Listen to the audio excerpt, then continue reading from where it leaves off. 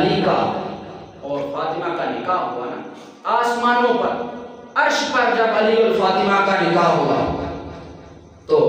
جب جبرائیل آئے نا اور خبر دی کہ یا رسول اللہ، اللہ فرما رہا ہے آسمانوں پر ہم نے پڑھا دیا، اب زمین پر فرش پر آپ پڑھا دیجئے،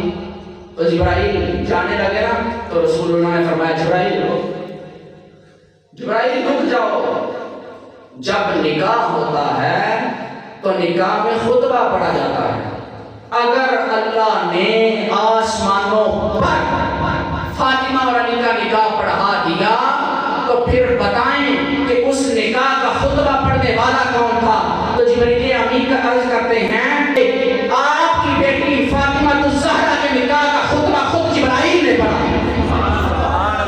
جس کے نکاح کا خطبہ جبرائیل پڑھے اور پھر اس سے حسن و حسین جیسے نواسے کیسے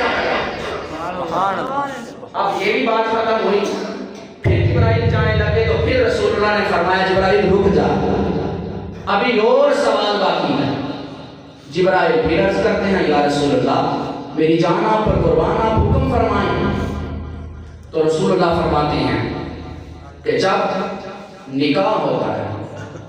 جب نکاح ہوتا ہے تو لڑکی کی جانب سے لڑکے کے جانب سے گواہ ہوتے ہیں کہ نہیں؟ آپ تمام آپ کو معلوم ہے، پتہ ہے، آپ میں سے کچھ ہو گئے جنہوں نے اپنی بیٹیوں کی شادی کر دی، جو خود شادی شدہ ہیں، تو آپ کو اس رسم و رواج کا پتہ ہے۔ جب بیٹی کی اور بیٹے کی شادی ہوتی ہے تو اس میں گواہ ہوتے ہیں۔ اب رسول اللہ نے فرمایا جبرائیل اس بات کو بھی بتا، اگر اللہ نے عرش پر علی المرتضیٰ کا نکاح فاطمہ سے پڑھا دیا تو اس کا گواہ